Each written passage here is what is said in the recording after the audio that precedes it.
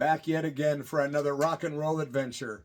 Today we're going back to the year 1984 when KC95 in St. Louis, Missouri charged $12.50 for a ticket to see dun-da-da, Ozzy Osbourne with Motley Crue and a band called Wasted, W-A-Y-S-T-E-D, featuring Pete Way, formerly a bass player of UFO, and of course the band Fastway and many other things down the road. But it was awesome because I was hanging out with two good friends of mine that I'm still in touch with today. Those two people are Kevin Brashear and the one and only Captain Bill, a.k.a. Poison Bee, a.k.a. Bill Boughton. On this particular occasion, I was 17 years old. I was wearing my leather pants that my grandmother had just bought me for Christmas in December. It's February now that we're going to, of 84. I'm wearing a leather jacket, and I'm wearing my Plasmatics t-shirt with Wendy O. Williams prominently displayed on there, right? So my buddy Bill Boughton had just gotten a car from the Job Corps, I believe he was in, or Peace Corps, one of the two, and he had saved up and got a car. And it was a bomber, man. It was a big, rusty 1972 Buick. So Bill picks me and Kevin up. We proceed to hit the old highway south out of Peoria, Illinois, down to St. Louis. It's about a 2.5, 3 hour drive, I believe. We had a good time smoking up and rocking out on the way down. I believe there was a cassette player in there. If not, there was a radio. Some details, man, you got to give me a break on. Some people like to bust my balls about, oh, you didn't get this right or this right. Come on, man. I'm just one guy trying to tell stories and doing my very best. You'll have to leave a little room for error, but not much. So we get down to St. Louis, we get down to the area where we think the band's going to be, and lo and behold, we see rock and roll buses sitting out in front of the Regency Hotel, and that was Ozzy's bus and the Crue. So we're like, well, let's hang out here. Maybe we'll meet the band somehow, because we left Peoria about noon, and I think we got to St. Louis around 3 or 4. And next thing you know, there's like a buzz around the hotel. Like people know there's rock stars staying there, right? So I thought, I have nothing to lose. So I went ahead and walked in the hotel at the Regency, went ahead and got on the house phone, had them dial up Ozzy Osbourne's room, and they did it. I said, I need to speak to the room of Ozzy Osbourne and, Mrs. Osbourne, which was Sharon. And can you believe it? They connected me. It was like that. And the next thing you know, Sharon Osbourne is talking to me on the phone with her very distinct English accent, of course. And man, what a trip. She's like, who is this? And I said, this is Jakey Lee. And that's Ozzy's guitar player, right?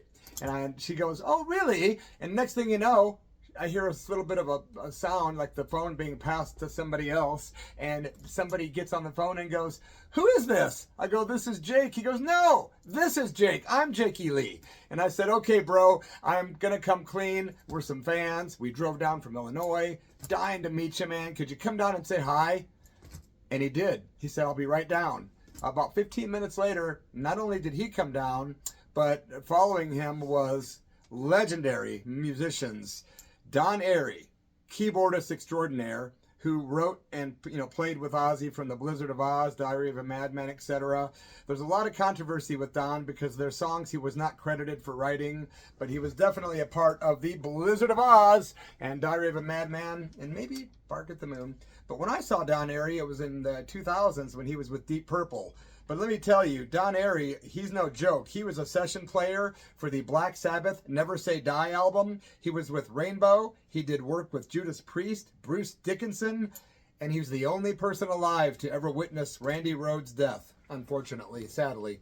So, we're hanging out down there. Jakey Lee comes down. He's got his mirrored shades on. He's got a leather jacket on. He's got a scarf on, his boots. He looks totally rock and roll. And then the other band guys come on and, come out.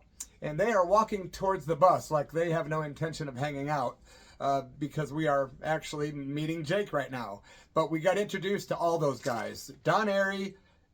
Also, we got introduced to Bob Daisley, who was the bass player, which, man, what a legend. That guy's played with Mungo Jerry, Uriah Heep, a later incarnation of Sabbath, Rainbow, and in 72 and later years was in the band Chicken Shack with Christine McVie of Fleetwood Mac out of England.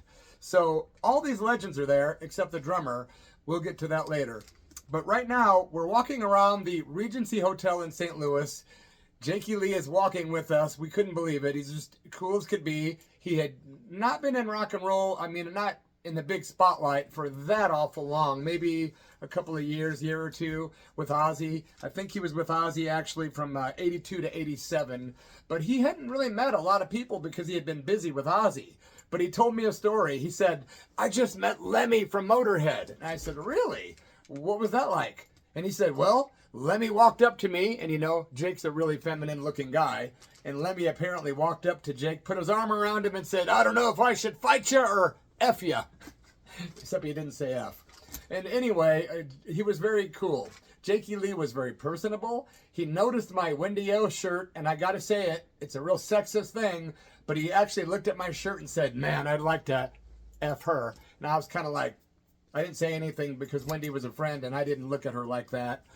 Sure, she had her charisma, but that's not what I looked at Wendy O. Williams for. It wasn't a sexist thing with me. It was a vocals and lyrical thing, and just, yeah. Anyway, he said that, and I was like, okay, whatever. So we asked him, hey, do you get high? He's like, sure, got any weed?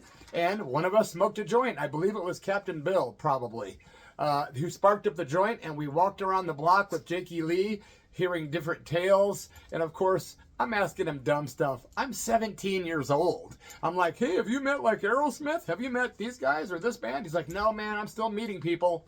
But it was really cool because the guy gave us about 20 minutes, a half an hour, and we walked around and smoked a couple doobs, talked. We did a bunch of photos.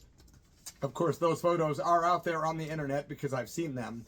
And there's photos with all of us with Jake. It was amazing, man. And here's the deal. After we got done getting high with him, he finally said goodbye to us, got on the bus. We went to the venue, which was the St. Louis Arena. This was the Bark at the Moon tour, Ozzy. And February 9th, 1984, Wasted plays. It was great. Great rock and roll band, nice and dirty, sleazy rock. Then Motley Crue hit the stage, and I just happened to have their exact set list from that night. They did Shout at the Devil, Take Me to the Top, Knock 'em Dead Kid, Too Young to Fall in Love, Red Hot, Piece of the Action, Looks That Kill, and Live Wire. So they did a whole lot of that first album, and then they did a lot of their Shout at the Devil stuff too. But mostly it was from the first Crue album, which is amazing, by the way. That's the one record by them that I highly recommend, Motley Crue's first album. Yes. And I got to say, man, when the Crue was on, they were good.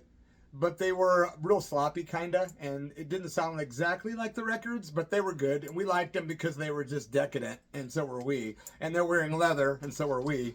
And that was the thing, man, rock and roll and leather and other things.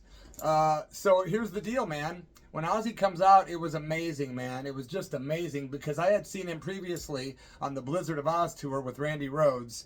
And here we were now. I'd seen him also at the Bark of the Moon tour with Brad Gillis on guitar. And then I saw him now. That was the Diary of a Madman tour with Brad Gillis for a little bit. That was one I do remember because I've got photos. And then we're all of a sudden, we're at Bark at the Moon with Jakey Lee now on the guitar. The guy was a shredder. Yeah, man, Jakey was bad. He was really badass, man. He was a killer guitar player. The whole band was incredible, as a matter of fact. And I just happened to have the set list that Ozzy performed that night. And the set list started out with I Don't Know. He went into Mr. Crowley. Then he went into Over the Mountain, Rock and Roll Rebel, Bark at the Moon, Revelation Mother Earth, Steal Away the Night. Then he did So Tired. And then, of course, Suicide Solution. Ah, what a great tune. Jakey Lee busted into a killer guitar solo at the end of that, or in the middle of that song, and that was really, really good. Then the guys did Center of Eternity, followed by our Carmine Appice solo. That's right, Carmine Appice, the legendary Carmine Appice, was on drums at this gig. And we actually got to meet Carmine later. He was kind of walking by. We said hello. And he had a big streak of purple in his hair. Black hair except for a big chunk of purple. And he looked awesome. And I remember like saying, Carmine, yeah, Vanilla Fudge. That guy was like a legend, man. Carmine Appice was in Vanilla Fudge. And don't forget the Rod Stewart Group. The 1978 album Blondes Have More Fun is one of my favorite rock records of all time. And Carmine was on drums on that bad boy. He played with a ton of other bands, too, including his other band, King Cobra, if anyone remembers King Cobra. Yeah, so Carmine Appice, Jakey Lee, freaking Don Airy, Bob Daisley, Ozzy Osbourne. The show was spectacular. Ozzy was in good form. Nobody died, puked, passed out, or fell off stage. So that makes it a good show. And at the end of the show, Ozzy came out and did an encore. He did Paranoid by Black Sabbath, and then Goodbye to Romance from the Blizzard of Oz album. That was an incredible version of that song, and I love that Blizzard of Oz and Diary of a Madman albums especially. But I've got to say a shout out to Bill Boughton and Kevin Brashear if you guys are watching. Why don't you guys leave a comment down in the comment section, and if you would please subscribe to this channel, God, I'd be over the moon. I'd bark at the moon. And if you would like this channel, or give this video a like, and maybe leave a comment, I can guarantee you that I will reply. Even if you send me hate comments, I do get those occasionally. Brush them right off the old shoulder, because guess what? For every bad one I get 100 good ones. And that's what I'm going to focus on, boys and girls. So I will say I'm wrapping up this tale, and Jakey Lee, if you ever see this video, it was so fun getting a buzz on with you back in the day, man. Jakey Lee rocks. One of the best. Definitely one of the best rock and roll guitar players ever. Thanks a lot for subscribing to my channel. I'll be back in a couple days with more tales of debauchery, decadence, and you never know what else. I've got a couple surprises up my sleeve, though, and I might even be back quicker than you think. Rock and roll.